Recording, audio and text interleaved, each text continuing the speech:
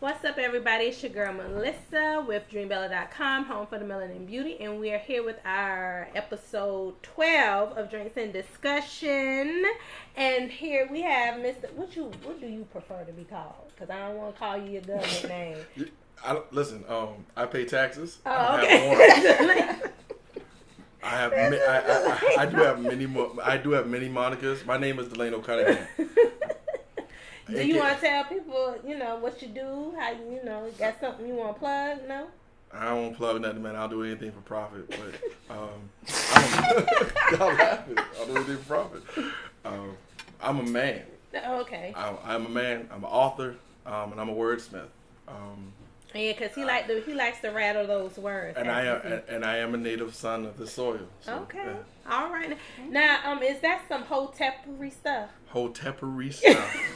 I'm just saying, because I know guys here in Charleston, they be real strong in that on that hotepness. Bring the Charleston colloquialism. Oh. Don't do that.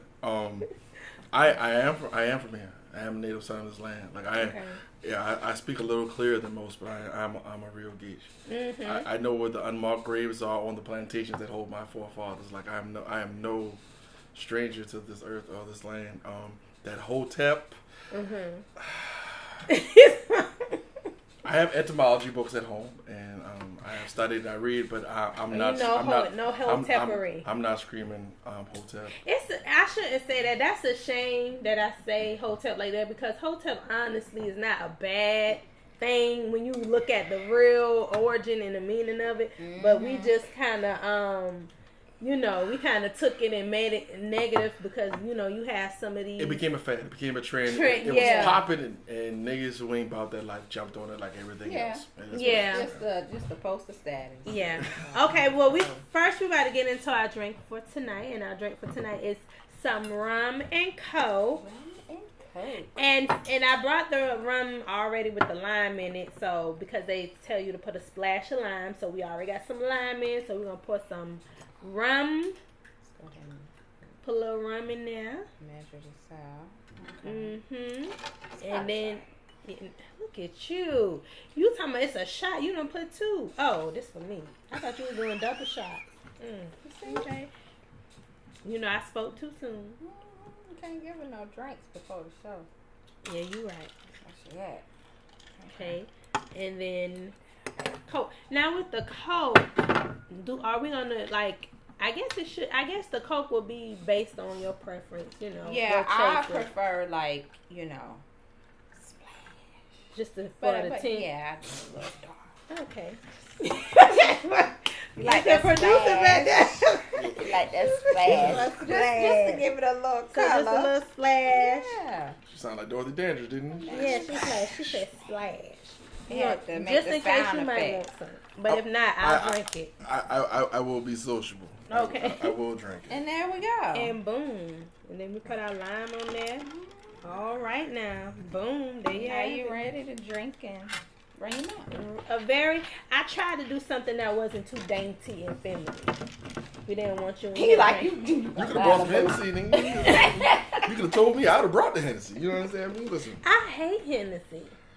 I will pray for your immortal soul.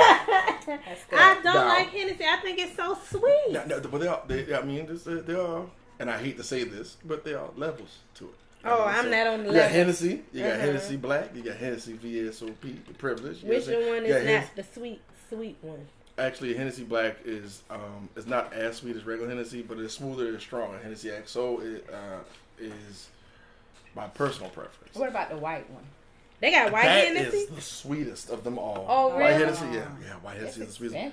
It's expensive because they don't sell it in the United States. You have to import it. That's why you find people who take trips and they come back from wherever their passport took them, and they bring these bottles of Hennessy white and they sell it to you for like a pint. $100. Yeah, but you can legit go online and order it for less. For something this size. Yeah. This is really a really smooth drink, though. I like this. It's really smooth. I put my pinky at 90 degrees and you can. It. You can. I would not buy this. Oh. It don't taste bad though. It don't taste bad at all. It's actually nice. It's just nice. I told you. This is nice. You got too much tint to yours. Well, I poured it. So what you trying to say? You need another? He need another shot? I got real liquor over here. Oh, he say real liquor. But, you know, excuse us. What's that you drinking? That actually is y'all would call it a redneck drink. What is it? It's wild turkey. I was about to say wild turkey. It's wild turkey American honey. Wild turkey is 101 proof bourbon, and this is literally, you can buy it already bottled. Wild turkey American honey is literally just wild turkey and real honey. See, I saw that. They say it makes a good hot toddy. The Tennessee with the I would not buy that. I would not buy the Tennessee. I would buy the Jack Daniels, whatever, because that isn't made with actual real honey. It's made with honey syrup. This is made with real honey. Mm-hmm. Excuse One of my residents told me that when I was. Don't act like that. It ain't that fancy, like man. It ain't the wild turkey. Wild turkey American honey. It ain't that fancy, man. You can get a fifth of this at your local liquor store in Charleston for a hot 20. You can get in there. Okay. Now, it's a little hot 20 bean. Get you all the way right for the night. My little rum is cool. This is actually, it is very nice. It's very nice. Okay, so we're going to get into our first topic. And our first topic is black men in dating. Do they know how? And clearly from, the pre-talk, we clearly get that a lot of producer don't know how to date. Now, we're going to give this gentleman, since he's the only male on the panel right now, we're going to let him speak on black men and dating. Because, how many... Can I say what my issue is with the dating? Please do. That way. Please do. The man in the background can hear. So, our dates are great. Once we go out, we have good dates. But it's the planning part.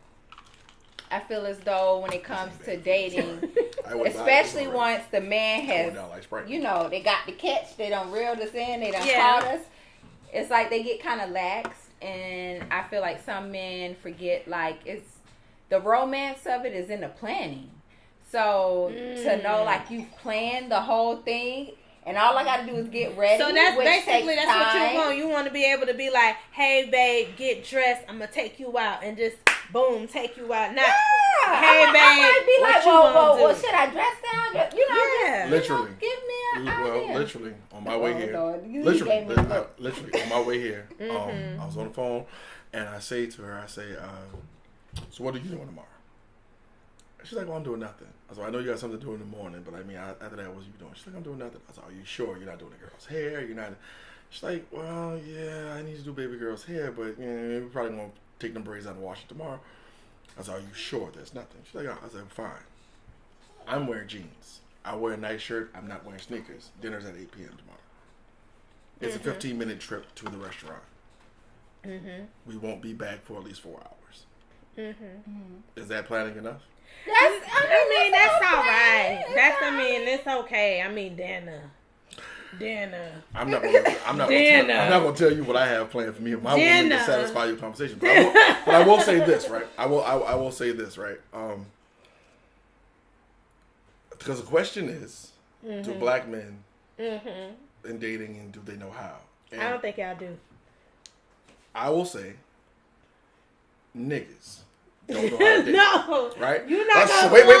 We can do this. No. Niggas do not date, right? And men, black men, right? Do. The thing is, though, unless you were truly groomed by a black man, unless you had a really, really strong father figure or OG or something, listen, what I'm saying, who actually groomed you to this, say, well, court a woman in this particular manner, which 90% of us do not have. Okay. You don't know how to date. So it's all trial and error. The problem is, and I'm going to catch flack for it, is we live in a hypersexualized society. And that society that we live in is really, really overpopulated by women. So when you look around, even in the small city that we do live in, right? Once you weed out broke, dumb, jokey, jail, gay, down low, it's 35, 36 to women to men, just within our personal community from 18 to 35. So the young niggas and the young men coming up, they don't have to date because their options are so vast. And a lot of women aren't raised by good mothers or don't have strong women around them, so they don't have the knowledge and the know-how to carry themselves in a manner that commands a certain respect, that commands that they be courted properly. You know what I mean? So, it's not courting. I get courting, like you come, but I feel like sometimes in dating, well, here's what I think. What is a proper date? Let's say this. Y'all women, what is a proper date? I feel like with dating a woman, you have to actually take the time to get to know that woman, to get to know what she likes, what she doesn't like.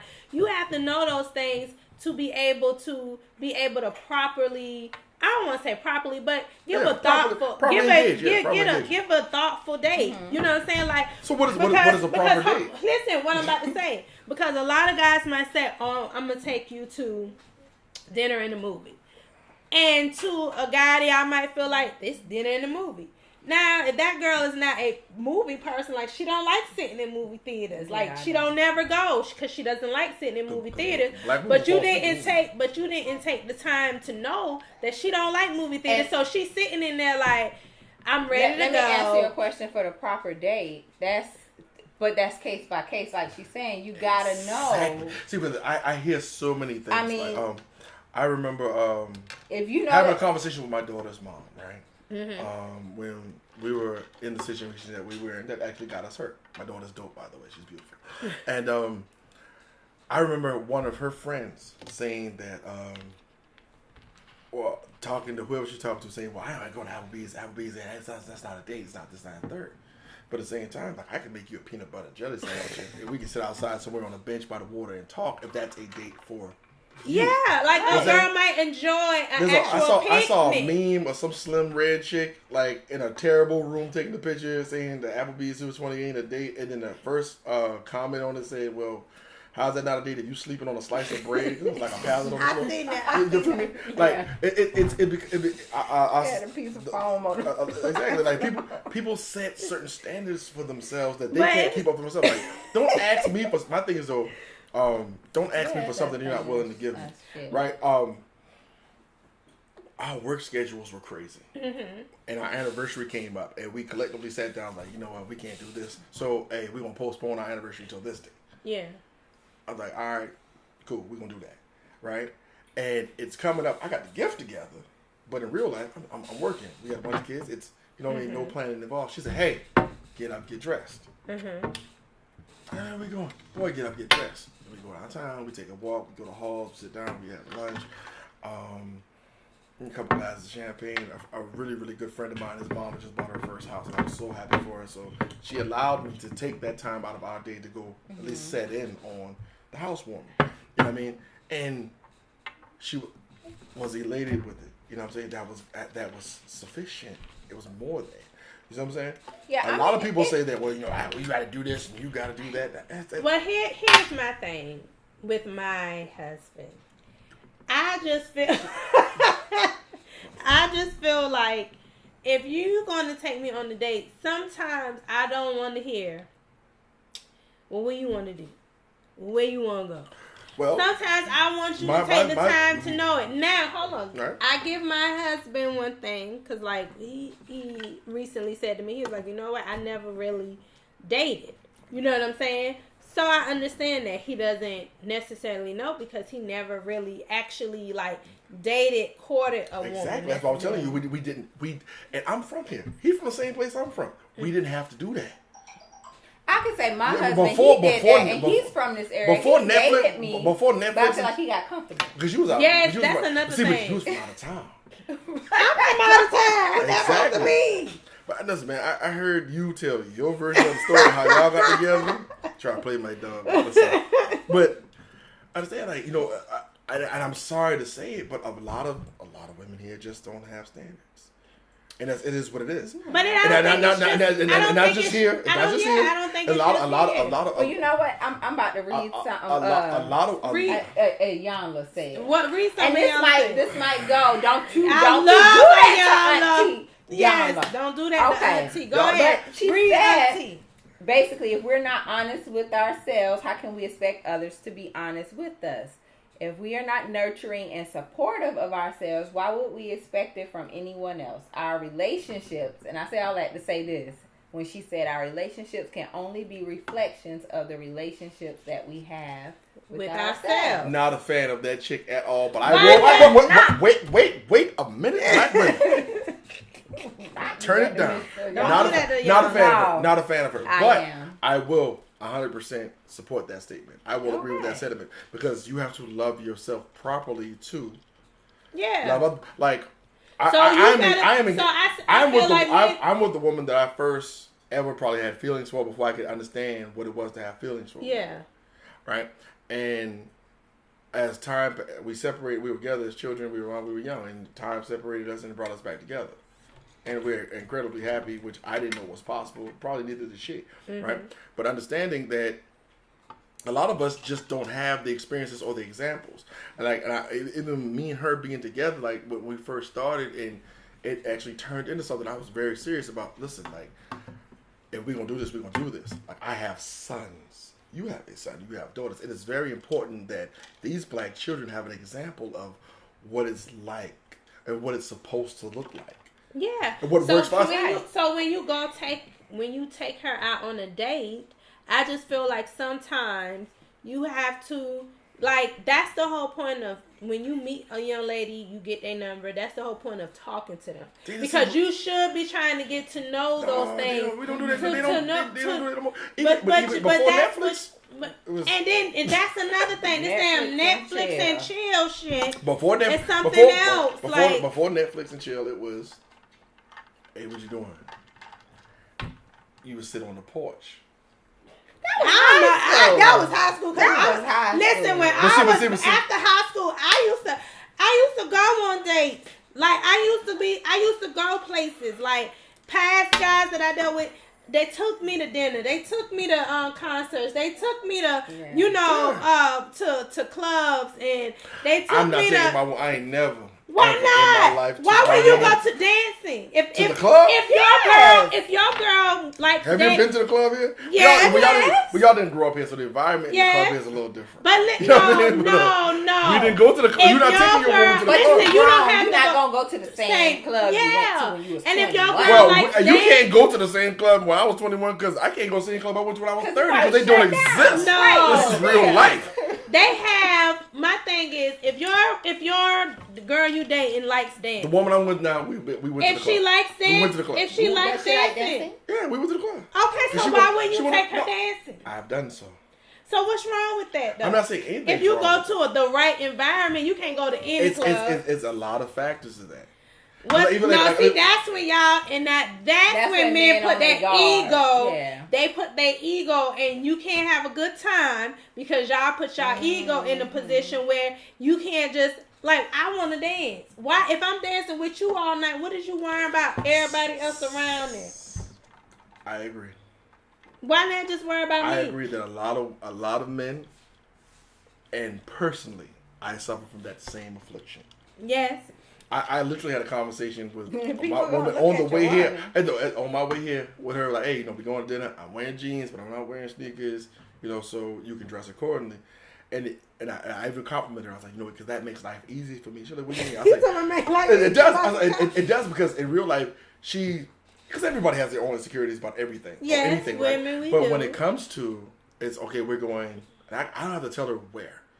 We are going, and she'll be just fine just about anywhere as long as she's going with me for real, because she actually loves me for who I am as a person. Okay. And if I say, well, hey, dress, I'm wearing this, you know what I mean, and we need to be at this time. I don't have to say where, so we got to be at this time, and she will dress according to what I'm wearing, and she will be magnificent. She'll be flawless, and I appreciate the fact that. She knows how to dress herself. I have an uncle, my uncle Cass, my mama's oldest brother, said something mid-2000s when I started getting away after I got out of service. And he said, boy, just because they make it in your size, I don't think you're supposed to lie. We say the same thing about women, but they don't. But at the same time, exactly that. I've never seen her anything that made her look disproportionate or out of shape, whatever. And what you wear in real life, I don't know if women know this, but what you wear in real life don't matter when he done seen you naked, as long as it makes him want to see you naked. Like, it don't even matter.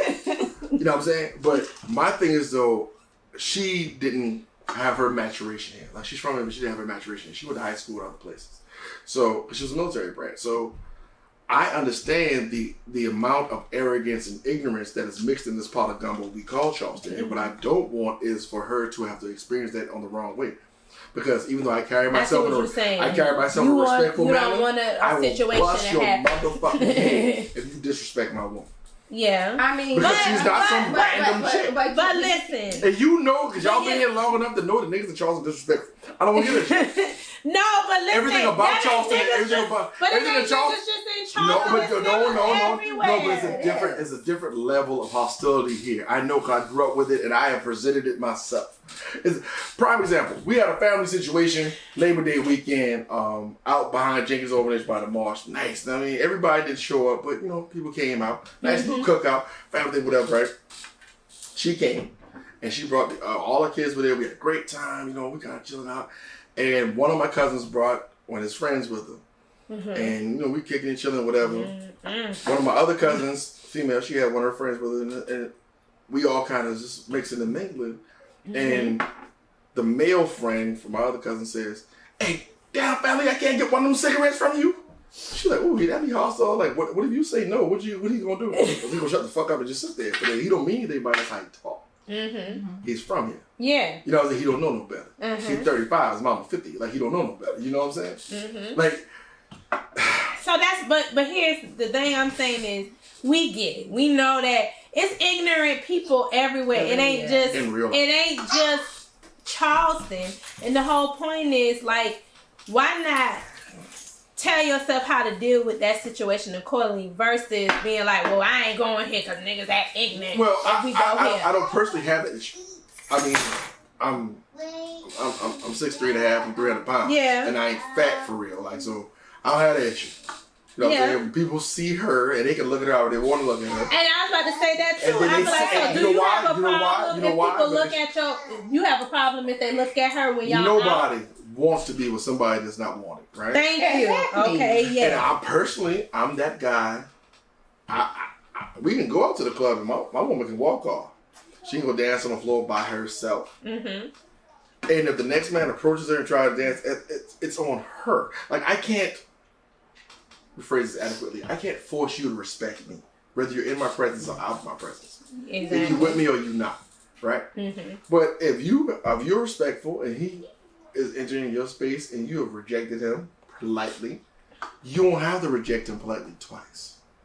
Yeah, I understand that. Because part of being with someone is not only being a provider and nurturer. Yeah, protector. Yeah, exactly. I real life from you. Like, I respect that. And you know what? I've seen that. I've seen firsthand where, you know, the young lady would be out on the dance floor and another guy would approach and start dancing. And I'm sitting here looking at her man like, nigga. No, because he waiting on her to say, hey, bruh. Right. Because if you don't, I'm going to let y'all dance.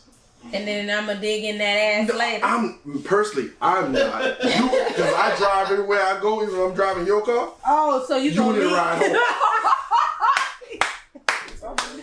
She done asked you to hold them kids. Listen, you know what? Because you're a woman, and you know you're going to the club. You ain't carrying your purse with you, so when you go out, where your keys at? He got them. And more likely when you go out, you ain't even carrying your wallet, so he buying. Exactly. As cool as you want. Hey, listen, these Charleston streets is jacked up. You ain't gonna be in them heels walking around the park. All I say to my husband is this. And don't get it wrong. If that's not the environment you like, then you know it's okay to say that too. Like Your husband is one of the most peaceful people I've ever met in my life, and I remember when he was. I remember when he was in the knucklehead phase. Like I was there for that. He is peaceful as shit. My husband is peaceful. He is very mild mannered. Peaceful. He knows how to be mild mannered. But that don't mean he peaceful. He is peaceful. All I say is at the end of the day with black men is, you know, y'all have to do more than Netflix and chill. Like I see the little memes, like, you see the memes and they say, ladies, would y'all go on this date? And they show the man, he fried the chicken and the spaghetti and stuff like that. And my thing is, okay, if if you have potential and you can't afford certain things, I understand it. You know what I'm saying? You're upfront. Yeah, you are. I understand that. But at the same time, nigga, we ain't got to keep going to your house. The park is free. We can go to the park for free. You know what I'm saying? You can make a picnic for free. So the whole point. But it also called. Yeah, you're right, and you don't do that all the time because, like I said, me and my husband, like, we dated. Like, when we first started, like, even when he cooked for me, because my ex, that dude couldn't cook.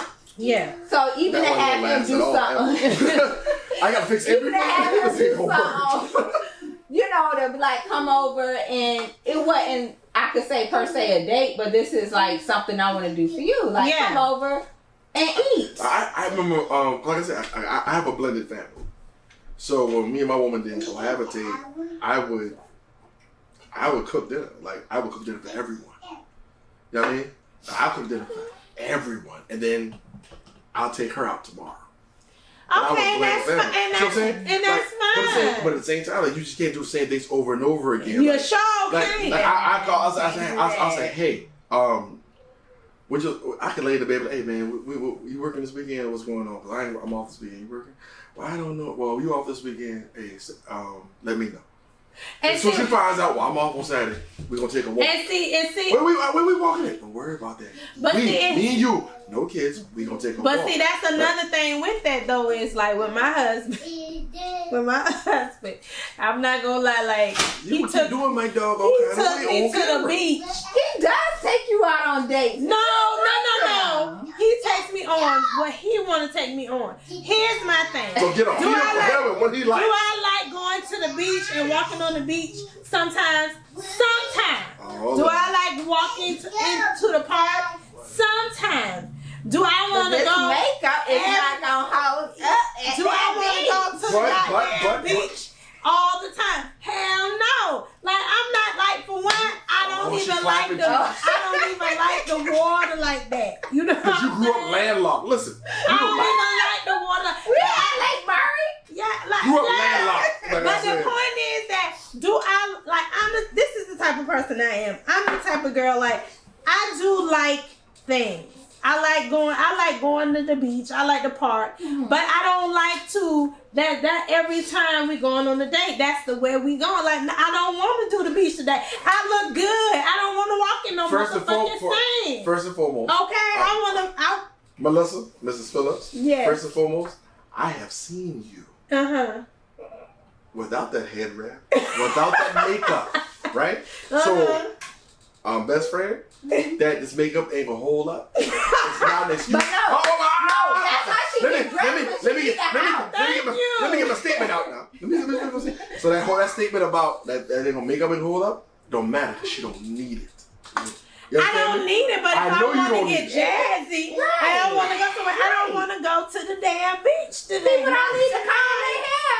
But I like the way my hair and I feel like washing goes. And I feel like it's his idea. Like, cool, that's your idea. That's where you feel like that's the ideal day. That ain't necessarily today is the ideal day for me. Have you ever said what your ideal day is? Now, I've never really. What I've said is what discussion. You ain't put your dream day out there.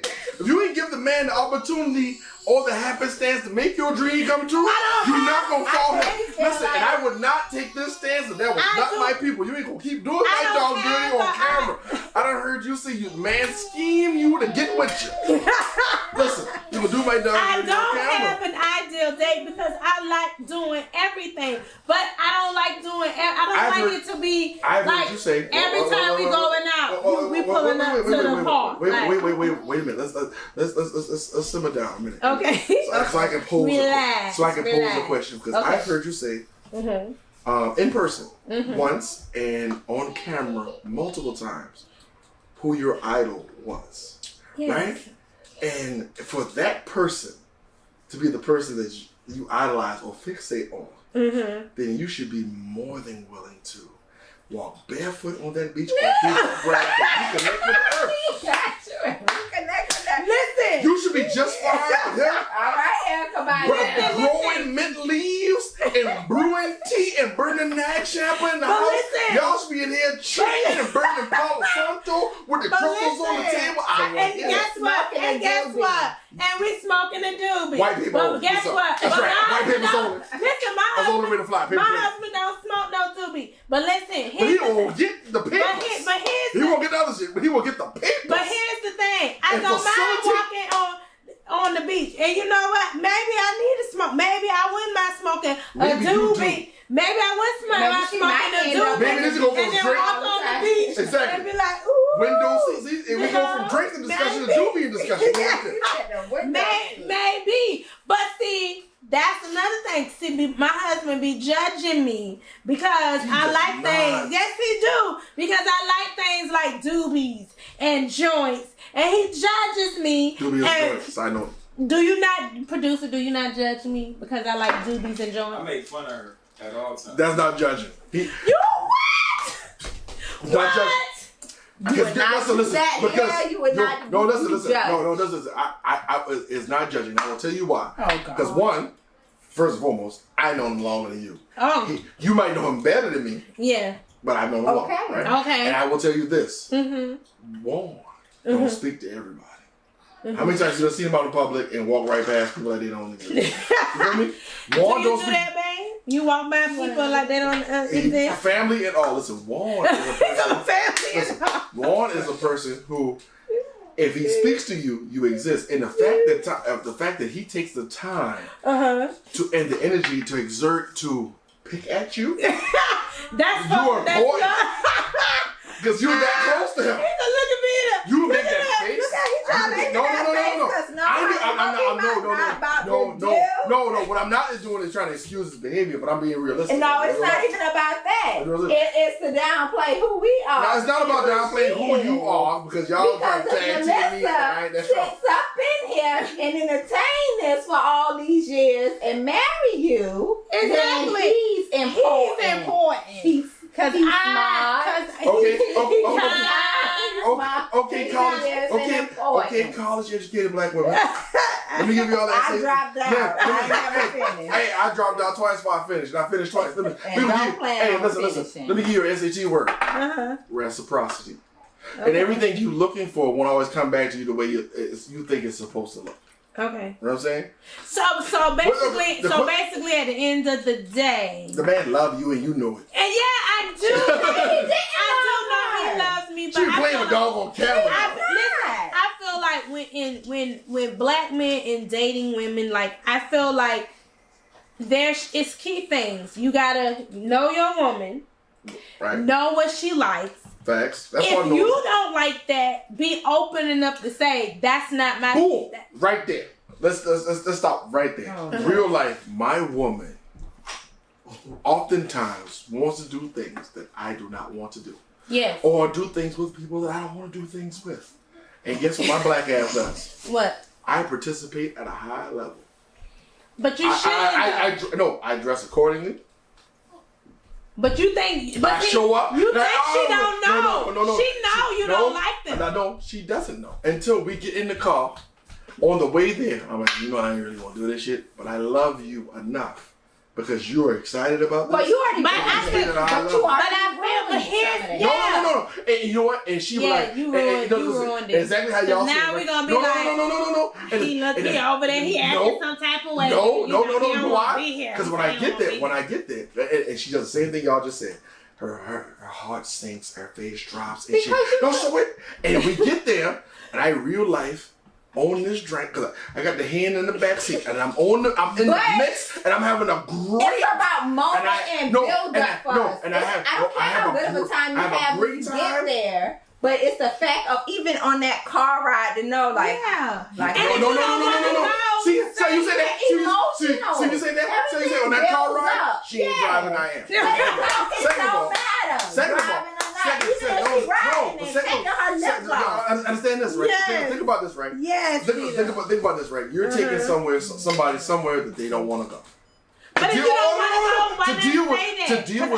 To deal with people that they don't want to deal with, and the entire time you're there, you know that he don't want to be there. You know that he don't want to deal with that. I wouldn't take that. And nobody else knows, and you can't see that he don't want to. But listen, I love you enough to participate in anything you want to do. I'll try it at least once. But let me tell you, if you with it and I love you, I'll try it at least once. But let me tell you, I don't want you to go anywhere. Oh no, Hold on, wait a minute. I don't want you to go anywhere. You don't want to go because guess what? I'm not finna go. So if you see and be like, oh, my cousin having a baby shower, we going to it, and I don't fuck with your cousin. I ain't going to baby shower. But no, whatever it is, whatever it is, I'm gonna tell you straight up, I don't want to go, and I'm not making an excuse, and I'm not gonna charge to the game, and I'm not gonna do it for the team. I don't want to go. Cause you a woman and you a black woman, so you gonna cut up, and the black man is gonna be like, you know what? I don't want to deal with her shit. How we gonna be? I might just be like, I'm good, and I'll just say. But at the same time, if he say he don't want to go, I don't have a problem with that. I tell my husband.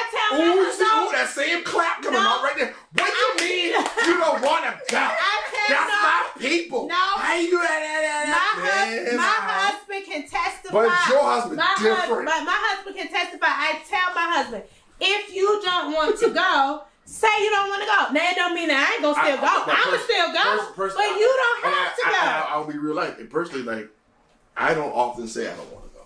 I don't often say I don't want to do this. Right? But in real life, there will always be something about your significant other that you don't know. So they suggest that you do something, or it would be suggest something that you do, or something that someplace that you go, and you might not necessarily want to go. Like, why would she want to go, or why would he want to go to this particular place to do this? I'm gonna tell you, I don't want. You know what? I'm gonna go and try to figure out what enjoyment you get out of that, and I will try my best to participate. I can say we're open with that. For the most part, we're open with the no, I don't want to do that. No, I don't want to eat that. Type thing. See, but you know what? When it comes down, we don't have that problem because in real life, when we go places, the food be delicious. You know, oh Lord, because why you picked it. That's probably why you playing it, don't you? You playing it, because she don't know how to pick. No. I have been through that. I have been through that. I got an ex. I got some others, because if you don't even last more than 6 months, you don't count as an ex. So I got some others, and I got a beautiful almond brown woman that I can wake up and kiss every day. Right? Mm-hmm. And he's sucking up. What's your woman name? Her name is Darius. Huh? Darius Seabrook. Darius? It's like Harriet, but with an H. Yeah. Darius, he trying to put it on strong. I ain't trying to put, no. He trying to make sure you ready when he get back home. No, because she ain't going to see this till whenever. She knows me as a person. And she know I don't sugarcoat shit, and she know I will say whatever I'm friends with your wife. I know. Oh, okay. Excuse me. I ain't worried about none of that. I guess she would. He always knowing something. Listen. Oh, she mad because I'm intelligent. That is not what it is. Let's, you know what? We're going to rewind, and we're going to retract, and we're going to relate, and we're going to release. In real life, the question was this. The original question was, do black men know how to date? Right? Yeah. Black men date, do they know how? And the average black man in our particular society does not, because he was not groomed to know how. Personally, I learned how to date. I learned how to date trial and error. And in real life, I was married with 2 children for a decade, then separated and divorced before I learned how to date. That's personal. But in real life, I never saw a man love my mama. My mom divorced when I was very small. I never saw a man love my mom. Mm-hmm. And that was the closest woman to me, so I didn't have an example. Right? I mean, the same thing goes with women. Yeah, exactly. Like, I grew up in with a single mom, and honestly, I never really saw her go on a date. I never saw my mama. If a guy comes and takes me on a date, I never really saw my mama. I saw my mama. Only time I saw my mama hug somebody, it was either family. We was at church. You understand? Listen, I ain't never seen my mama with nobody. My mama has told me in plain English, quite frankly, I sacrificed my whole life for you and your brother. Now my father remarried, had a couple kids, got divorced, and he's about to remarry again. And pause, no homo, whatever the guys say nowadays. My father hella handsome. Nigga like Flash on the 5 Heartbeat was the green eyes. They hella handsome. You feel me? And he taller than me. Like niggas hella handsome. You know what I'm saying? But I never saw a mind of my mom. So like so that's understandable. I mean, I went through that. I never saw anyone date my mom. So, I mean, it can affect even the simplest things because I didn't have that male figure. But did you have an outside? It was like, prime example. Like my woman. My woman. Her parents have been married her entire life, quite literally. Her mom is, I want to say, number 2 out of 4 daughters, and they're all married. They all been married for a number of years. My mom is a divorcee. Her little sister, divorcee. Little brother, never married. Big sister, divorcee. I think the little sister was married. My aunt was married 4 or 5 years. My older aunt was married maybe 5 or 6 years. And my uncle, who was the oldest child of my grandmother's children, he's been married close to 40 years.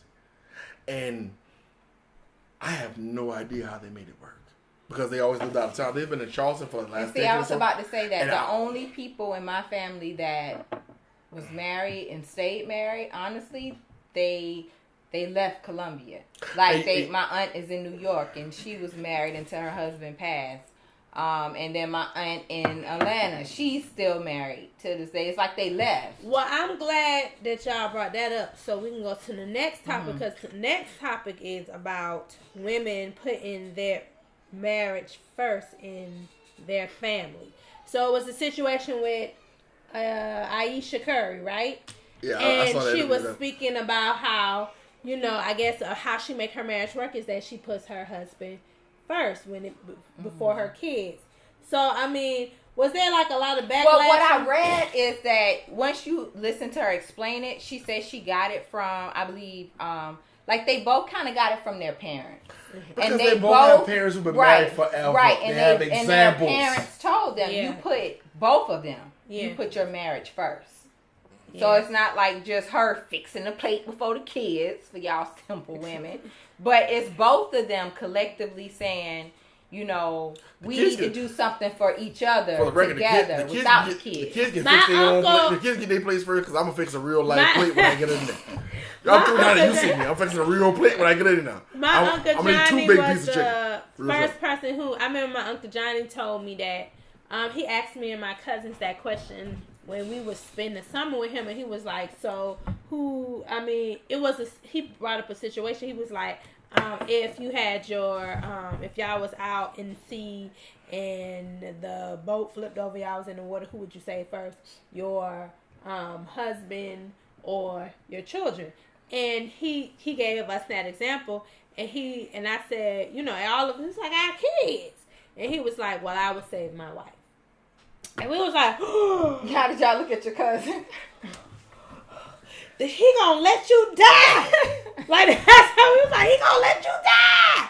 Like, that's your child. Like, that's what he said. And he was like, but he was like, he was the first person who introduced that logic to me. Like, but that's your wife or your husband, and they come first. Even though I would be saddened, you know what I'm saying? Like, I would try to save my wife and then save my kid, but I can have another child. But even a white lady said the same thing, and she got backlash in her article. She said she would save her husband because without her husband, there would be no kids. That's something you learn. A lot of people don't learn until their second marriage.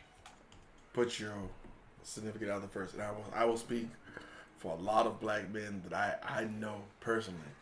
And being somebody that's on his second, like, it's something I do. My first wife, I met when I was a small child, elementary school, and we didn't grow up together, but we grew up around each other, and we have beautiful boys together. But in real life, when the things got bad or we had our disagreements, instead of us sitting down and hashing things out, or I got a little extra money in my pocket and the bill's paid, instead of me doing something for her, or and it wasn't a holiday, I grabbed my boys. And I would go through things with my boys. A lot of times I would do things with just my boys and not her. With her. You know what I mean? So, like, when it fell apart, of course, being a cat that's been with somebody forever and didn't have that teenage heartbreak and all that bullshit, I was a grown man first. My heart was broken. I was 27. You know what I'm saying? So I acted out. I emoted. I did all the wild shit. But in real life, once I matured and I got past it, I realized that her actions were based on my neglect. Okay, yeah. So I never faulted her. Once we got to the point where we started talking about paperwork, I didn't fault her. Yeah. Because if I had made better decisions, she would have made better decisions. I mean, if we get along better, we do more for them. See, I feel like my husband. I feel like now, mind you, Aisha Curry ain't got a whole lot of time and a whole lot of bread to play with before she started talking about shit. Now, she going out there buying all kind of shrimp and steak and lobsters and pulling up in a limo with rolls. She got a barbecue restaurant and all, but she ain't pay a dime for it. It don't matter. But I feel like if I picked my husband first and he was drowning, if I picked my husband first, he would automatically, I feel like, be like, get the kids. Well, see, that's the thing, though, right? You know what I'm saying? Like, he'll be like, get the kids. Like, he wouldn't, I think maybe people confuse that because people think that you would be like, oh, I'm going to save my husband, and then your husband going to be like, thank you, baby. Let's go. No, most likely your husband going to be like, get my motherfucking kids. Because they think about legacy, like, get my fucking kids. In real life, when you sent me the topics and I read the questions, I just thought, well, personally, relationship with your woman, a better relationship with your woman creates a better environment for your children. It gives an example to your children. Being the black man that I am, there's a movie that came out called The Hate You Give. If you have not seen it, I have not seen that yet. And you need to see it, and your kids need to see it. If y'all ain't seen it, y'all ain't going to go to the movie theater. I'll make a situation for you. We know about that. We're feisty. No. I was before the fire stick. It was we didn't get in there. Okay. Because I don't do movies. I got you. Listen, I got you. But it was a movie that I was very adamant about my children seeing. And even in that movie, the premise of the movie is something different. But in the movie, the protagonist of the movie, her parents. You see them near the diner and they kind of hugged up and the kids is there and they're like, man, y'all gotta be booed up all the time. How you thought you got here? Like, that is important for them to see that. The protagonist of the movie says that her parents were her OTP, her one true parent. So she knew that the person that she would end up with would be a certain type, would show a certain type of affection towards her. Because that's what she used to say. So when the people give out that, but saying that, it's weird because in my mind, when people say, well, if you're drowning, do you save your wife or do you save your children? I think save my children. My wife is an adult who has lived a life long enough, and I know my wife. If I go out and save my wife gonna be like, boy, get the kids. Say what you said. You said your husband going, boy, get the kids. If I was drowning and my husband had to pick me or my kids, I would say that. I'd be like, if you don't get my goddamn kids. I'm grown. Like, I made choices. I made decisions. With that, we have to be, like, with the saving thing, you got to be realistic. Because does most marriages even survive that? Like, something like that. That's like way different. You know what? And that right there. I guess that's like the situation. Y'all remember the situation and y'all remember this question, but y'all get to the third topic. Because that plays directly into the third topic. Because that's way different. But outside of just, because I can accuse myself of doing stuff like, well, I got things to do around the house, so we probably can't, me and you do blah, whatever. Like you say, you ask your wife, what do you have to do, whether it's doing, your little girl's hair or whatever it is. And we automatically think priority is, if I don't get these things done, this is going to be a chore that builds up on me. But we also don't look at, you know what, the thing is, though, it is our purpose for y'all to, when I say, hey, what you got planned? And when it's, well, baby girl need her hair done, or this needs to be done, this needs to be done about the house, it is our place to stand tall and say, well, hey, well, you do that, and I'll do that at third. I remember one Sunday in particular a few weeks ago where she was going to cook dinner, but baby girl need her hair done. Well, not the actual baby, but the baby girl. And I'm in there, bro. I got the goddamn hot comb. I got the goddamn blow dryer, and I try to get the teapot. We supposed to twist it. I try to do my part, but you know what I mean. Like, you try to put the rib, right? The woman is supposed to be the rib. For those, wait. Damn rib. I done heard listen, the rib stop. last week. You ain't heard this perspective on the rib. Don't compare me to nobody else, right? I done heard the rib from my husband. The rib, right? The woman is supposed to be the rib for those who are Christian, right? The woman is supposed to be the rib, right? Or made from the rib. But if you lose a rib, right? The rib close to your heart, second rib, right? Second or third rib, right up here, right? So if you lose that rib, you ever had a broken rib? You ever had a bruised rib? You can't smile bright, you can't laugh hard, you can't sob, you can't breathe deep. Because it hurts. That pain is here. Okay, so I see what you're saying. I like that version. Exactly. So if the rib is important. The rib is the point, because the rib, that particular but rib, I already know that. We know the rib is important. It's y'all men who think that y'all don't understand the importance of the rib because y'all take the rib. And that's where y'all get lost. You come from us. No, see, rib. that is the issue. The issue that is bottom rib that Janet got cut off. See, make her waist slimmer. The issue is. What's the issue? Misconstruing for purpose of conversation.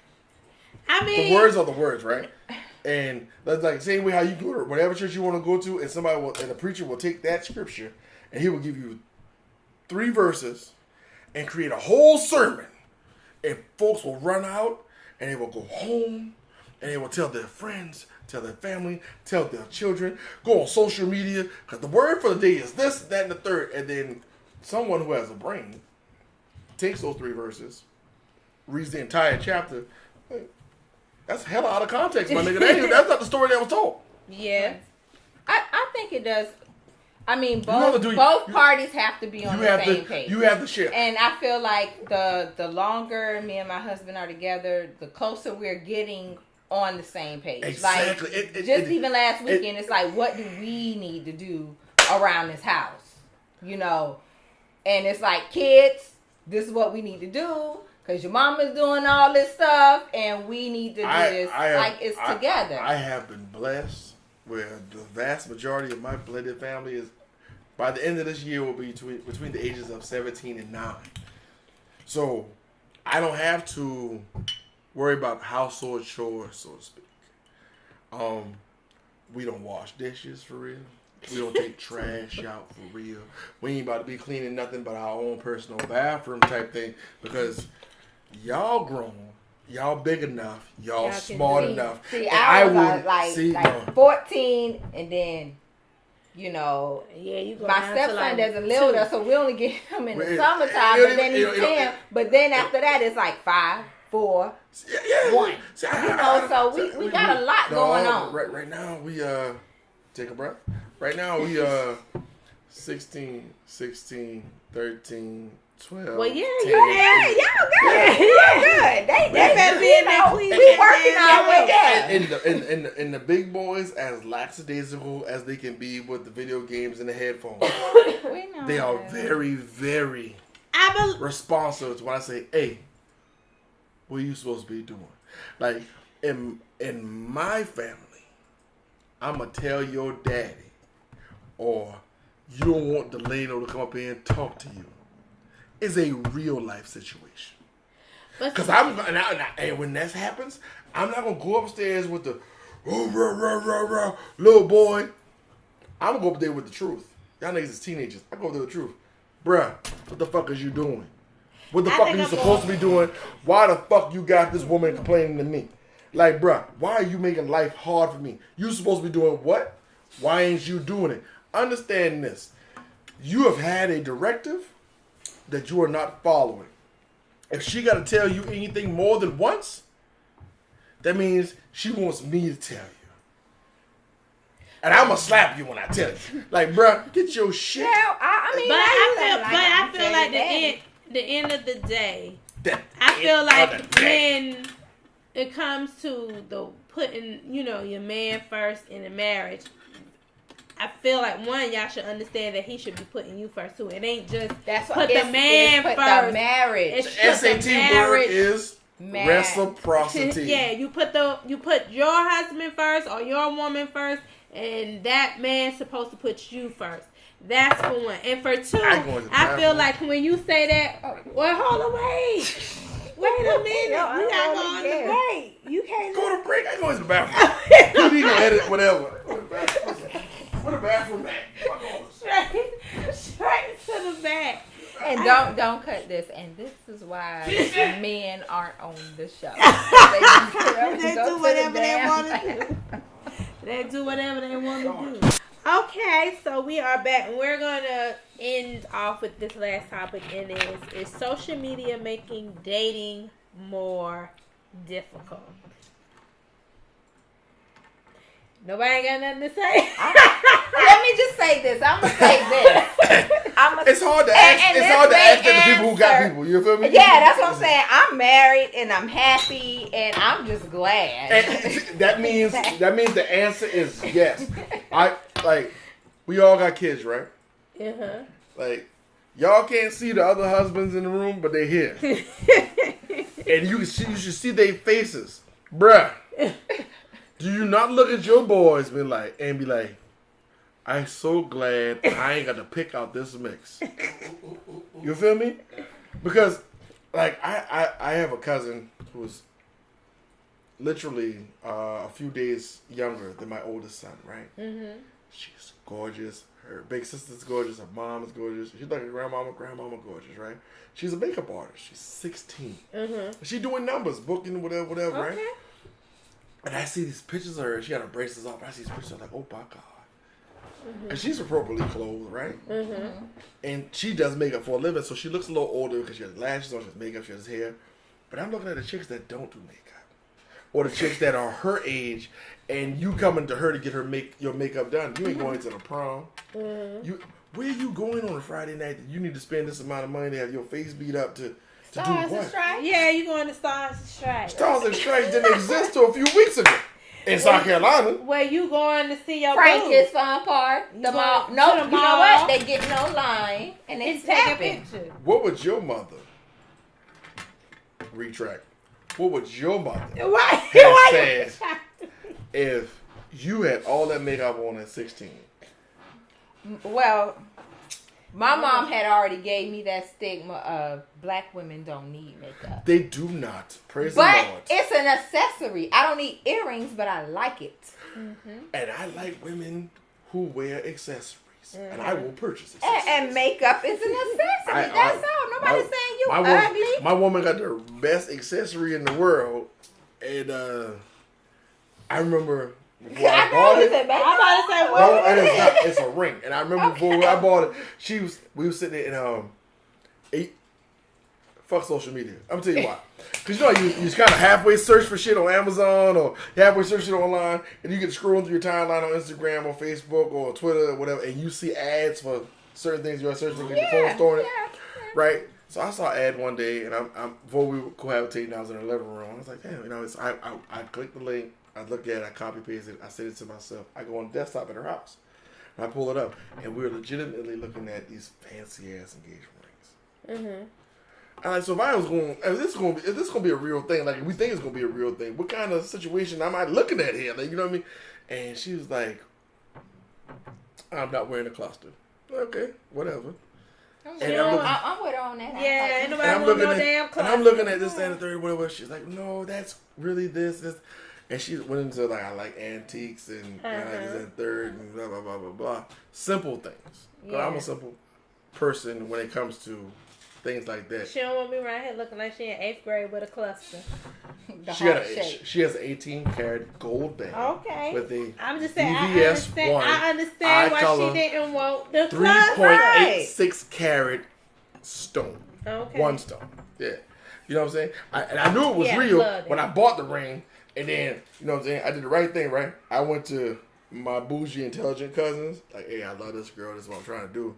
You try to marry that girl, you can go ring you. You want to marry her, you can buy her a ring. I go to the car, come back with it. Okay. And you knew that was the ring she liked, that she saw. My cousins. No. I ain't never shown her personally anything look like that. Then I go to the hood rat cousins, the ratchet cousins. I'm like, hey, listen, how about do the real thing over here now? How about jump the broom for the second time? You what?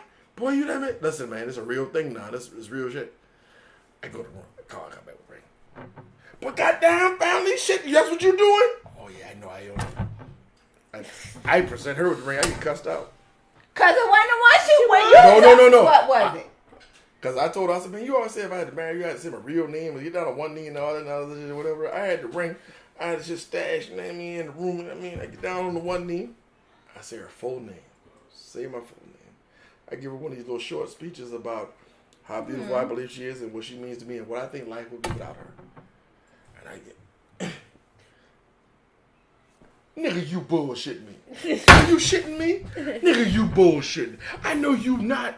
I don't put the ring on the finger. She didn't even answer yet. She just, oh shit. Can we drink it? She take a drink. Pour another drink. Slug another drink. Oh shit. Wait a minute. That's a little stronger than the first one. Hold up. Nigga, is this a real thing? Well, I'm like, yeah. Are you answering me? Would you like that type of proposal? I'm not like that. Like what? Like a proposal, like if my husband would have did the, you are the moon and the stars. I ain't do no corny but shit. No, I told I'm just saying you serenade. I ain't do all that. Luther did all the serenading. I had Luther playing in the background. I would have been like, you understand me? I had that Luther. I don't know. I just want to. Cause you from Charleston and you from Charleston. Like, you know that Luther come on them Gabby Hall. This is my husband's second marriage, so things was done differently. Because you know my what? husband this was my second proposal. I didn't marry my ex. See, that means that both of y'all knew exactly. I'm gonna tell you my one thing, right? My husband's proposal was whack. You gonna keep playing my dog on camera. Did you get that? You like that ring? You like that ring? You like this Let ring? Me get that ring. Let me get that ring. And then it drop went the phone too. Damn it! Drop the phone. You co-signing the fucking ring. That's what I done. You like this ring? And then mine was worse because it went. Is she wearing it? You like that ring? Did she say yeah? Is she wearing it? But wait a minute. Then it went to that's where your ring at. Look at this picture. Is your ring there? Nope, it ain't there. I'm like, nigga, this is not romantic. This is not. You trying to make me guess what my ring is. The proposal was so whack that you said yes. I didn't get because I love my husband. But my husband never proposed. It was he never proposed. Let me finish. It was like, yes, I like that ring. Well, that one looks more like that one. Let me get that one. And I like it, but still. That ain't what you asked for. Well, I didn't do that at all. She had no idea that I had a ring. Husband, have you ever did a proposal before? I think my husband. Huh? He said, don't give it. You gave it a ring. Nigga, we all gave away rings. New York Jewelry been the shit back in the G. Everybody done gave away rings. I done bought a bunch of clusters, nigga. Hey, bitch, how you doing? Here's the thing, and I'll say this and I'll get out the way and take all the criticism. When you faking something, it's easy. You just playing a role. Exactly. But when you really feel that person and you really into them, like, that shit becomes hard. I don't know why. Can't explain it. But it was the hardest thing in the world. I done had the ring for like 3 days. All I could do was fucking take pictures of it and be like, yo, 3 days, nigga, I had the ring for a season. But listen. And I didn't know how to give it to her. I was supposed to propose like 3 days before. And never proposed. Giving her the ring. But why didn't you propose? I will say why this, you right? Scared? No, that. But I will say this. Why are you scared when we living together and I took the ring out? It is. You can live together. You can be together. You can exchange a million I love yous, right? Yes. And whether you're religious or you just think of marriage as a legal thing, it doesn't matter. You are literally crossing a plane. That whole hubby, wifey, that's bullshit. Your wifey and your hubby ain't nothing else but somebody who either living in the house or you just think you let it hit raw on the regular. Like, your wife, because wifey is a nickname. Hubby is a pet name. Wife is a title. But if you already know that she wants to be with you. No. You never know until she says yes. He lived with me. It don't matter. Was he not? Whether you he know, y'all could have been living. I picked the ring out. I was like, y'all could have been living together. You could have been like, no. Y'all could have been living together because he either paid all the bills or half the bills. Right? Y'all could have been living together because he either paid all the bills or half the bills. And good dick is good dick for women. I got plenty of female cousins, and I done seen plenty of women stay in super bad situations behind good sex.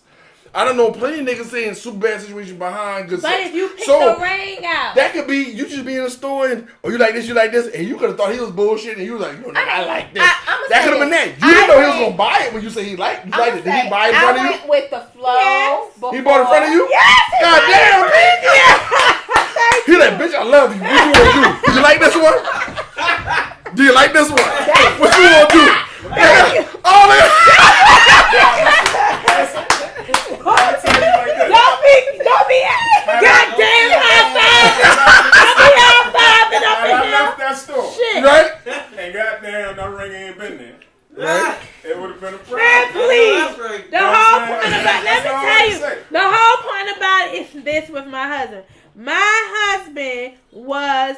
It's a difference between when you play the role of. Difference between metaphors and real rap, nigga. Wait. I hate to say when he had a point that was kind of right, but I've seen people who have proposed. But I'm saying this to say, my first proposal that I went through with my ex, it was A proposal. It was the shit you see on Facebook. It was a He proposal. Like, oh, It was a shit proposal. like that. But He wasn't a in relationship. my mind, I'm already like, I'm gone.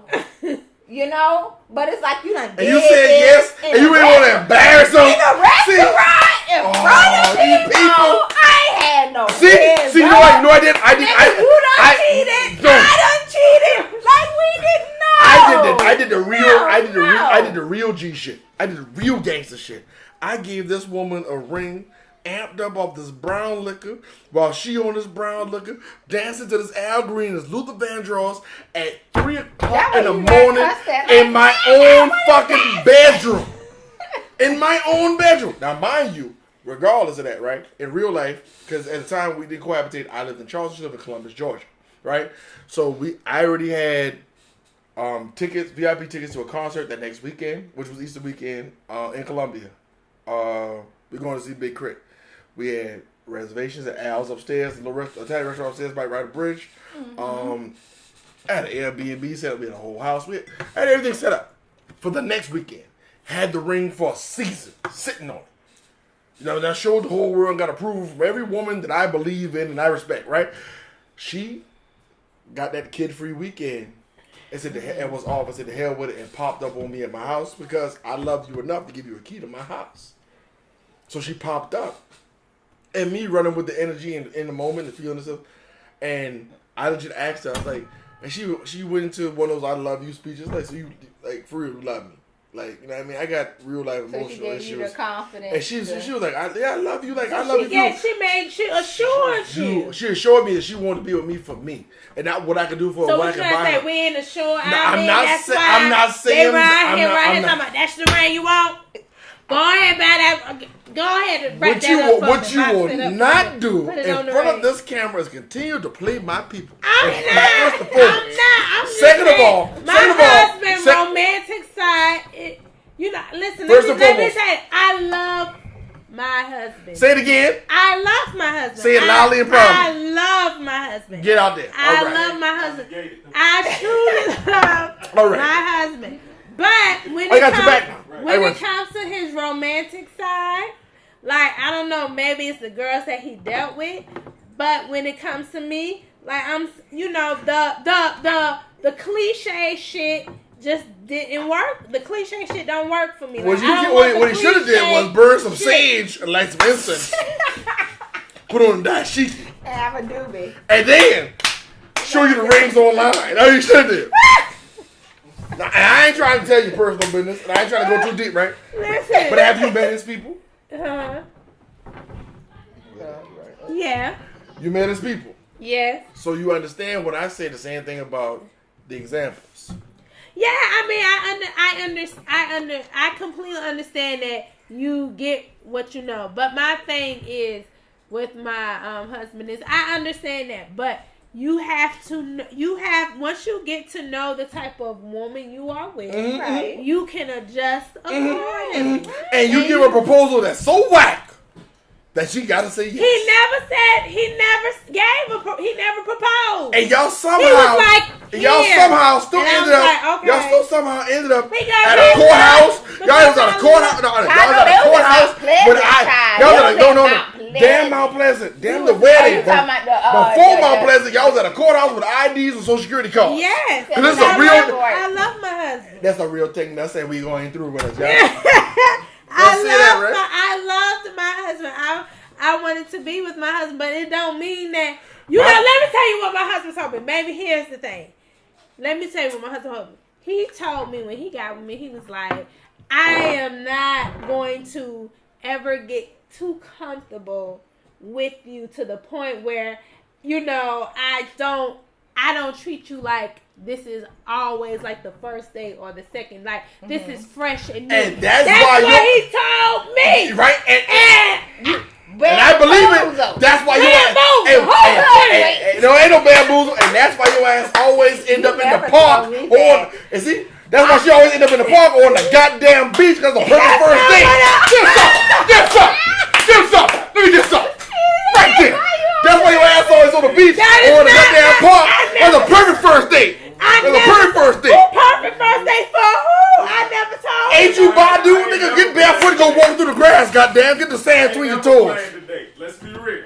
You know what I do? No. You know what I do? Like in real life, my woman is not in my phrasing, hers. She country classy. Right? Country and ratchet. She country classy. Right? I didn't say country ratchet, I said country classy. That's why I love you. I said country classy, not country ratchet, right? So she willing to sit on the porch and drink moonshine out of pickle jar while Mason jar eat a hot sausage, but she got a Louis Vuitton purse. You understand me? That's my woman. Yes. You feel me? Like she will be the executive assistant who is the core of your business. Mm-hmm. And if she decides to quit, y'all might shut down. Yeah, okay. But she gonna be dead tired after 9.5 hours. Come home and cook pork and beans with Roger Wood sauce. Okay. You understand me? Right. Guess what? That's what my kid, even my 5-year-old. What you want for dinner tonight? I could take them beans and rice. You know what? No, see. So weenies? No, see, we in pork and beans and Van Camp's pork and beans and Roger Wood sausage. Yeah. If you ain't doing that, you ain't doing it right. Nope. I ain't hitting that much of turkey. I ain't hitting that much of beef. My kid's little. They got a choking hand. How old is little? 5, 2, and 1. They gotta get. Well, a 2 and a 1-year-old gotta pass, but he's 5. He should know something about Roger Wood. He know about him, but he old enough to know when the box is for 2 and 5. But he knows something. With some meat and some beans, and he said, "Well, where's my rice?" That's right. He's from Charleston. He needs some rice. Goddamn. Listen, we buy rice 25 pounds a time. I got red rice, yellow rice. Listen, my woman and my woman, her family from Hollywood, right? Yeah, but she spent a lot of time in Georgia because she's military branch. She's been everywhere. But when we decided this is a real thing, I proposed. She agreed. And then the next weekend, we wouldn't have the weekend I planned, right? Which is a great time. Came back. We found a place big enough for everybody. She moved down. We unpacked. We settled in. The kids go to school. She goes to Hollywood as much as she can just to get some game from her grandmama, right? Get some game. I out there with Big Mom. I got my baby with me and all. We kicking it, right? And you know what she called? I come home one day. I look at the refrigerator. There's this big red bowl on the bottom shelf on the refrigerator, right? Got a 4 across. What was in there? She said, I got it from grandma's house. What else? I like. And she's like, Grandma, I think it's something with some seasoning in there. You understand me? So I peeking. It's just red stuff. What is it? Tomato paste. She done hit Grandmama trying to get the recipe for the red rice together. You understand me? But when I tell you it ain't take but 2 tries. 2. And that gal had that red rice all the way together. Because in real life, ain't nothing better than red rice and fish on the fry. You understand? Hello. I can cook my red rice. Listen, I could cook my crab without the S. I know how to do some crab. With no S. With no S. No S. I ain't giving you got 20 bushels of crab. Crab. That's right. Because we out here. Listen. Hey, that's how I get them. The first time I get them to come down, first time I get her to come down, for real, like you ain't coming to visit your people, you coming down to see me. Yeah. She come to the house. She got her stuff packed. She comfortable enough to stay at the house. And when I open the door, I be a gentleman. I go out to the driveway. I get text the address. She pull up. I go out to the driveway. I open the car door before I let out. I grab her luggage. She come in the house. Guess who on the couch? Who? My mama. She coming in. TV on. And guess what TV on? Some old police ass shit. It's in the Law and Order, CSI, something because black women love that shit. SUV, You understand me? Exactly. SUV. So they in there and they mixing and mingling. I got the shrimp. I got the shrimp in the deep fryer. The fish already done. The shark steak already done. I bring the red rice out in the roaster pan in the oven. I get the spoon. Oh, he had it in the roast pan. He been serious. I don't even know how to cook that shit on the stove, my nigga. Real nigga shit. I don't know nothing but the oven for some red rice. I got that thing in the spoon and I tiptoe over there and I get the spoon. She look at me, nigga, you cook red rice? Is you gonna taste it or no? I get with a spoon. She. Oh shit! Oh, you had it in. She danced to that red rice. When I tell you, I don't care where she want to be and how we gonna do it. I just want to jump the broom with her hand on my hand. Say, you know it's forever, right? Got you, bitch. Let's get it. Like real nigga shit. Look at that. Shit on that note, I don't know. Ain't nowhere else but the ending on this. No, we can't. You can't end it because the question was because they so distracted because they from Columbia, they can't focus. I got the family city. We from the 8. We was 803 once upon a time too. We got more shit to focus on than red rice. You know why? You know why? And I know how to cook baby. And I ain't even from Charleston, baby. How is my red rice? Is good, but she learned from Charles. Exactly. What? You ain't. I ain't learned it from you. You ain't cooking. Who taught you I ain't gonna lie. Demetria, shouts out to Demetria from Ross when I worked at Ross in 2015. That bitch gave me a hell of a recipe. I want his recipe here. She been happy about that recipe. She can't be like, girl, all she told me is I had to do this, and this, and that. I want his recipe. I want his recipe. Because I ain't had no recipe. I was the nigga because my grandmama had a bunch of grandchildren and I had to sit in the kitchen and eyeball brandy. You did like I did my brother-in-law with them crabs. She told me I'm watching basically I was cooking my red rice in the oven. Right. And she from Charleston. Right. She lived downtown. She was like, that don't mean shit, but girl. But she was like, well, let me tell you this. I ate her red rice. And I said to me, this is some good ass red rice. And I was like, I tried to make my piggly wiggly red rice. I made it in the oven. And she said, no, it wasn't. It was good. And Demetria was like, bitch, you make yours in the oven. And I was like, yeah, she's like, bitch, you ain't gonna do all that, bitch. Saute your onions and your sausage and your bell peppers with your tomato paste. Saute that shit up. She's like, cook your rice. Take your rice, mix your rice with all your ingredients. Hold on. You put cooked rice? Yep. Oh no, then I put it in the oven. If the rice ain't how about red rice taste, Peter? How about red rice taste? Say it again. Thank you. It is cooked no. Oh, it ain't. That rice already been cooked for you. Put it in there. Oh, you get the boy Piggly Wiggly rice. No. Oh, the boy eating Piggly Wiggly rice. That's why the PD said it tastes good, because he done been down on Meeting Street, carving a plate while he was working. Listen, that ain't no goddamn. Listen, you gotta cook it all. No, you gotta have some raw rice. Not no parboiled. No, No, cooked rice. you don't. No, yeah. I know how to cook it both ways. I've cooked it in the oven and I've cooked it on the stove. Listen what I and say. listen to what I say. Oh, Lord. She said you mix it. The hostess with the mostest. She said you mix it together. When you mix your rice together, then you put it in the oven. That's what she said. And it is damn good. And I cook my Perlo rice like that too. And that comes, and Perlo rice is a Lake City shit. That ain't no Charleston shit. What kind of Prelo rice ain't no Charleston shit? Hold on now. Perlo rice. Prelo, whatever the fuck. We cook that shit. You can't even see it. We cook that shit. Because we don't cook that shit the way y'all should. We cook neck bones. We cook Perlo rice with neck bones. In Lake City, we cook neck bones. We cook neck bones. That's house nigga shit. Rice. Let's field nigga shit. Listen. House nigga shit ain't house. Don't be trying to play Columbia. Ooh, the fair skinned people is acting fool. You would not play Columbia. Because y'all think y'all know how to fry fish I and know how cook to red cook more rice. than just crab. Thank you. Oh, I could cook. Y'all get your red rice. Y'all get your let me lay it out. But when let me lay it out for the show. Because I don't wear where I'm from. So y'all can come up with whatever idea you have of me. Okay, go ahead. But outside of being the product of a single parent, go ahead.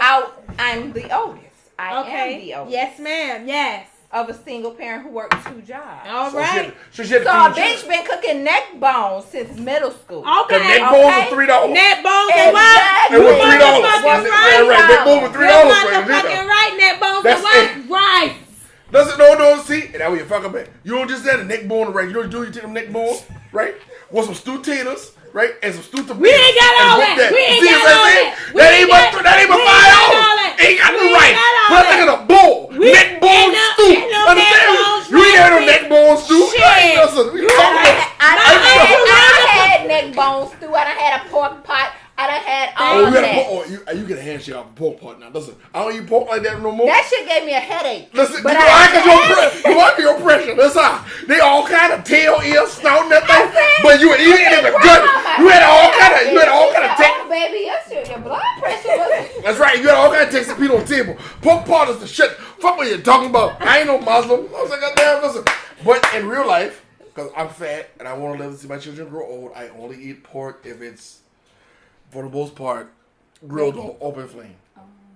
That makes a difference. You know, once you cut it down, like literally, we were in the store and I was like, we hadn't had pork chops in a while. And we looked at the big pack of pork chops, and both of us was like, ugh. But like, in real life, the question was. Oh yeah, the question. Is social media. Does social media make it hard? Yes, it does. It makes it hard for y'all. Social media makes it hard. Y'all. See, because I will say this, right? Me. I will say this, right? I'm gonna look directly at the camera because when I got the topics for the show, I was not aware. One, that I would be the only man here, or two, that wouldn't no single people be on the goddamn show. I got all these dating questions. Ain't no single people on the show. We should have been talking about marriage issues or child support or some shit like that. But anyway, I love you because we family. But anyway, I will say this: social media does make dating harder because it gives motherfuckers a platform that does not deserve a platform. I have seen too many motherfuckers who got pocketbooks and hair and shit bought off Hughie Street underneath the bridge, and the punks at the goddamn 76 wearing the same shit. You can't. That's not politically correct. Call them punks. Excuse me. I retract my statement because I don't want to be on some R. Kelly shit and y'all niggas have a docu-series about me.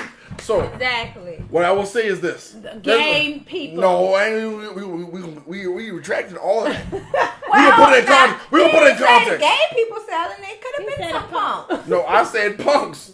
And I know gay men who are grown-ass men and respectable men. And my thing is, though, if you are homosexual and you are... Especially if you're melanated, be a man who likes or prefers the company of men.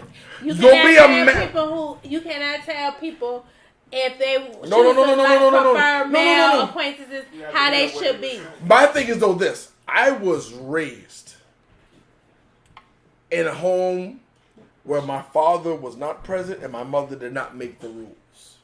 Right? But I understood at a very young age that I must be a man before I could be anything else. And if I chose to grow up to prefer the company of men, which I definitely do not,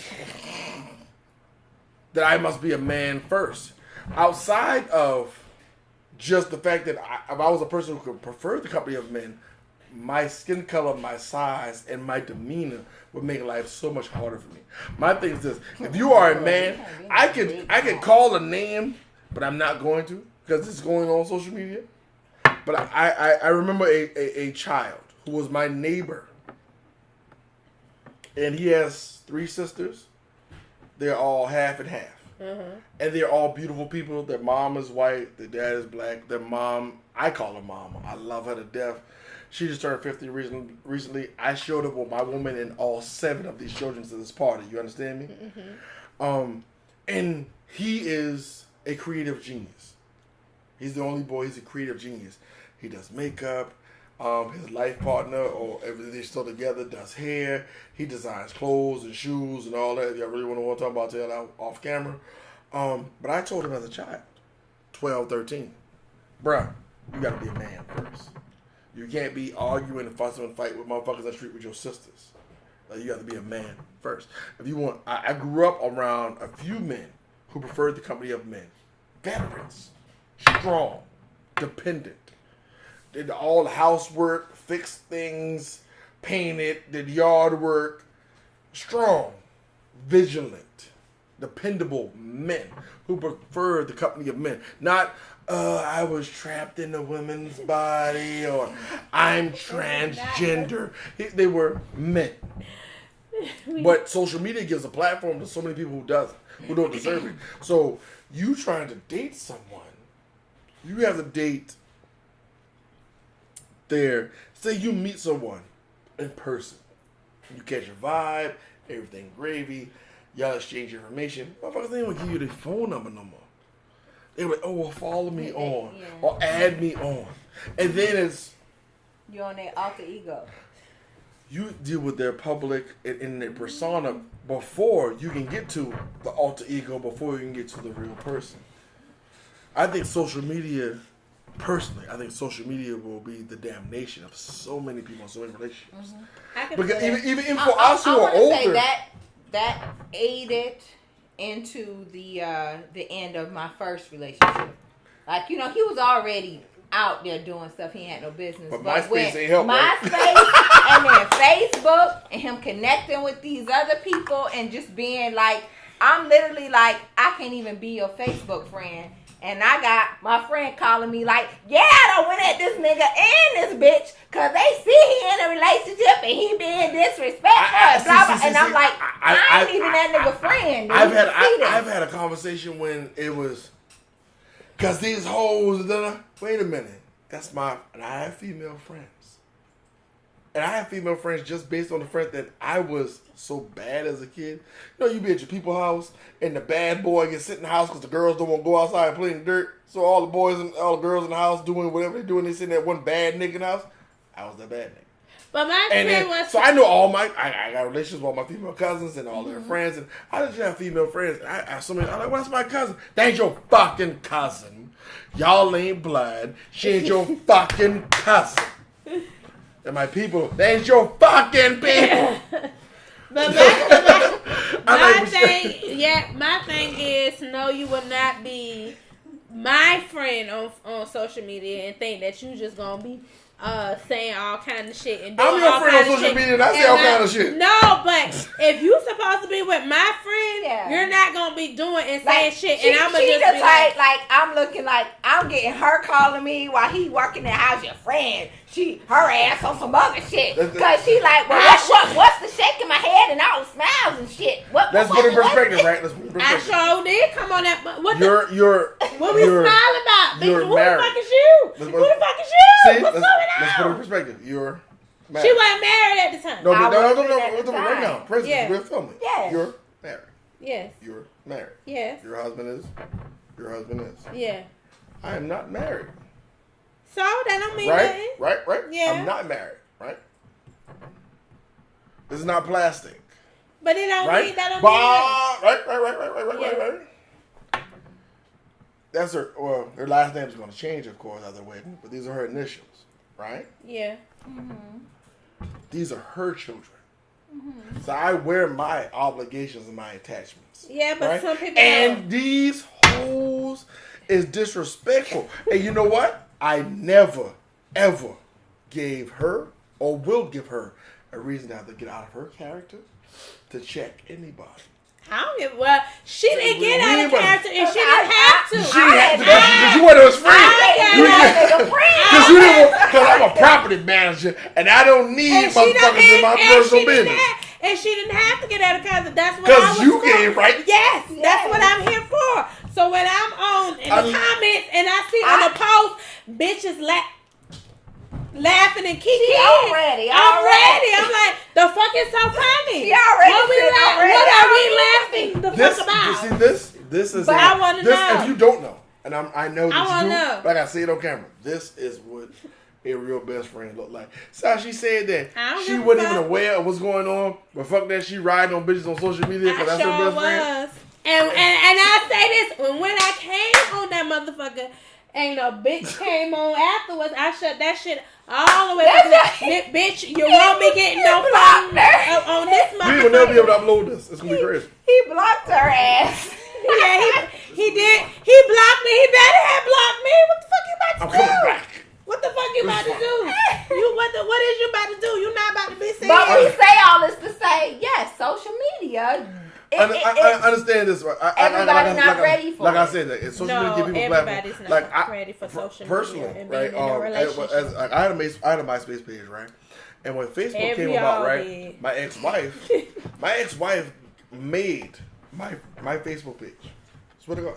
My ex-wife made my Facebook page and added me as her first friend, and then say, "Hey, this thing is Facebook, is internet, whatever, blah blah blah. This your login, this your password." I didn't fuck with it, and then I got a first cousin who is like my baby brother. He's incredibly intelligent. And he's always been so hella presentable his entire life. We call him Young Brother Clean. He's always been so fly. You understand me? Matter of fact, check out Young Brother Clean on chillboy.bigcartel.com. Go get you a t-shirt, go get you a hat, go get you something. Goddamn. Chillboy, CHILLBOI.bigcartel.com. That's the big home. That's the little homie man. I love him to death. I'm gonna come back one of these shows and wear a Chillboy hat or a t-shirt or a sweater or something just to plug that shit in. But he's a real life good dude. He said that it was amazing to him how, because our family is expansive. Our grandfather, and his siblings is like 13, 14 of them. My grandmother is very similar. Everybody got kids. We got kids. And it was amazing to him that he didn't know so many people. And my mother made it a point that I knew everyone because she just had boys. Like his mom had a girl first, so he was a baby. You know what I mean? So once he graduated, or he's getting close to graduation from South Carolina State, he class 2006. Colin Powell did commencement speech or whatever. That's my dog. Man, but on crutches, still graduated. Shout out to Brother Clean. Anyway, long story longer, he was like, well, we need to meet everybody, da-da-da. And he got with the older family members, trying to organize a family reunion. And he said to me, he's like, well, you should go on Facebook, and then you can... So I actually logged into this account that my wife made for me at the time, and I add a picture, and I add some information. And I went from having 12 friends to 2,000 in a matter of weeks. And I would say weeks is less than 3. I looked up and I had every neighbor, ex-coworker, and North Charleston. So you trying to say it's a good thing about social media? It could be if it's used properly. Right. But if, like, in my life presently. What was your ex doing on social media? That's not my business. And she's my ex, so whatever she was doing then is no longer my business. Right. I'm just saying, at that time we're talking about like. I don't know. You didn't. We talking about mid 2000s, like late 2000s. I don't know. You say you the youngest out here. I'm just saying. I am the youngest here, quite visibly. Wait. I was born in 1984. True. Yes. So I'm the oldest, but still, but not by much. And what month? fourth one. Oh, I'm the third. But oh well. Anyways, well. But you don't look like you were born no earlier than that, so you're all right. Oh, no. Oh, and that Cradle Robin. It was anyway. Cradle Robin. But what I my baby R. Kelly. My baby. No, you are not. You know what? Fuck it. We don't care. I want to make a statement about this shit, right? Oh, because no. everybody went to social media and made all these whatever about whatever, right? I spoke to my woman and she said, I was like, what the fuck is this shit about? Just reading posts about it. And she's like, well, nigga, I saw a piece of something and I didn't get into it. I'm like, fuck it, we can watch this shit. I downloaded literally all 6 episodes. Put on a flash, plug it into the TV, right? We attempted to watch all 6. Now, in that attempt, she watched all 6, and I got on that drink and gnawed off somewhere between 4 and 5. But we got up on Sunday, and we regrouped because it's MLK weekend. We had a day off on Monday, right? We got to get in there. And after watching, right, I'm going to catch a whole lot of flack for this, and I don't give a shit. After watching, I say this, that, and the third. Robert Kelly may be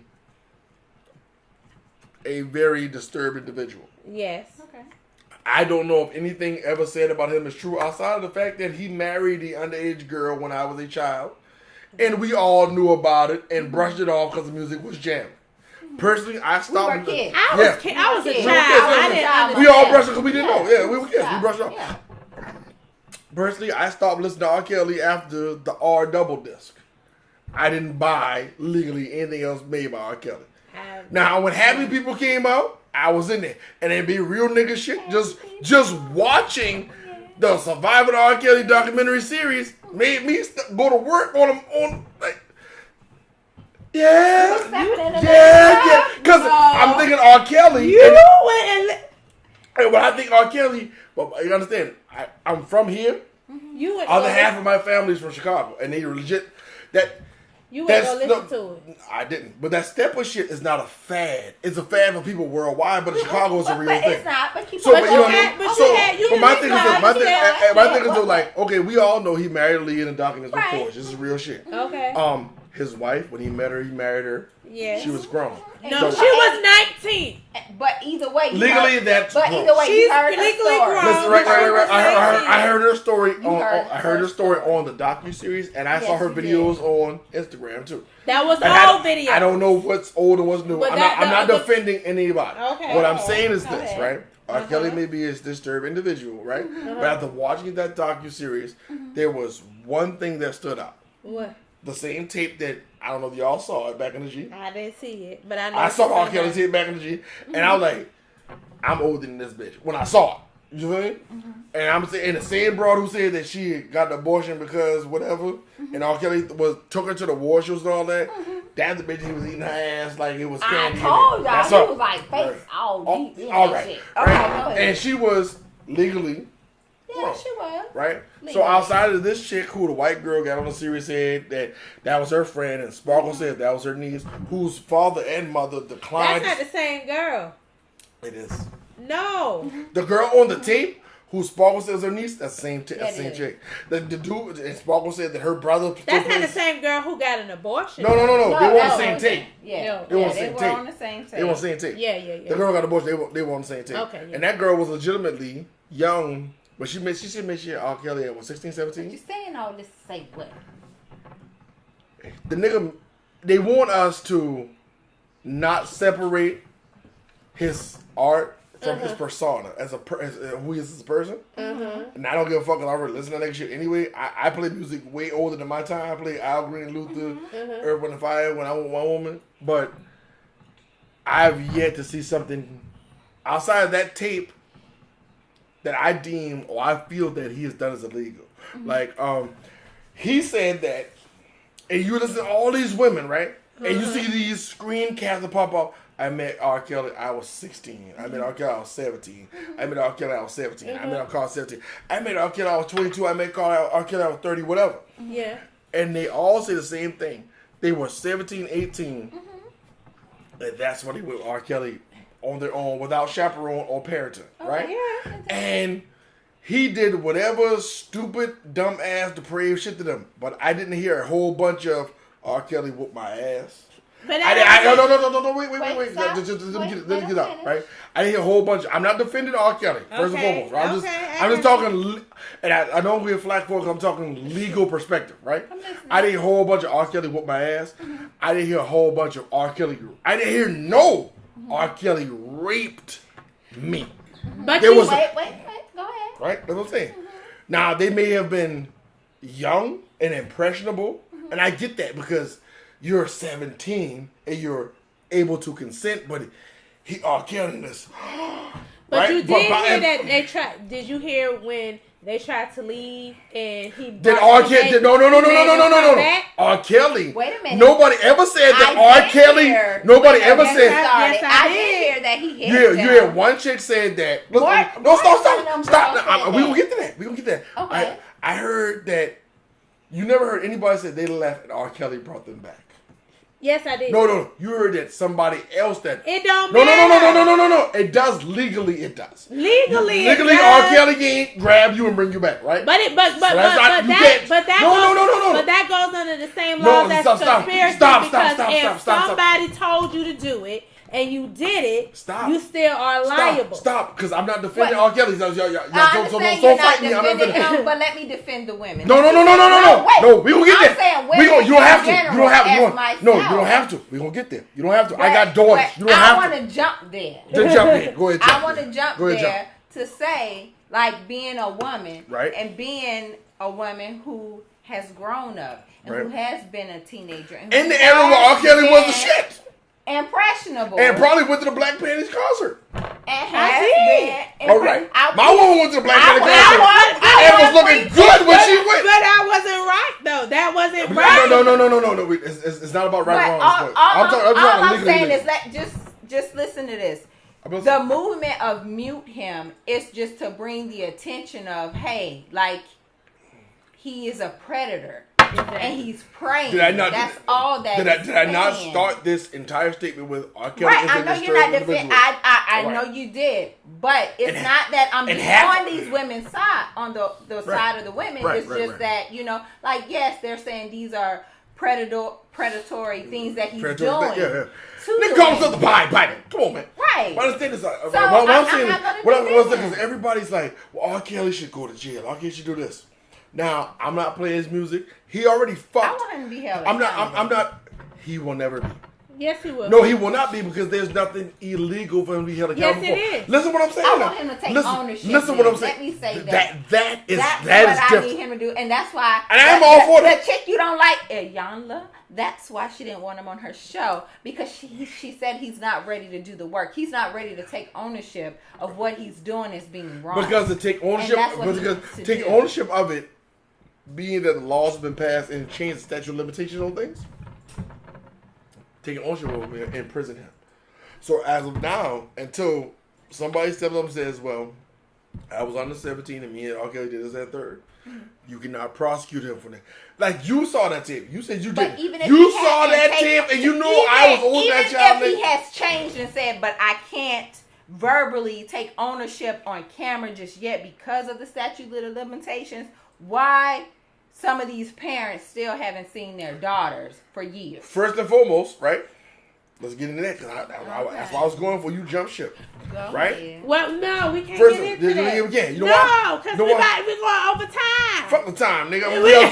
I'll come back and bring it back. Wait a minute. We can finish the conversation off the screen. I'm willing to do so. Okay.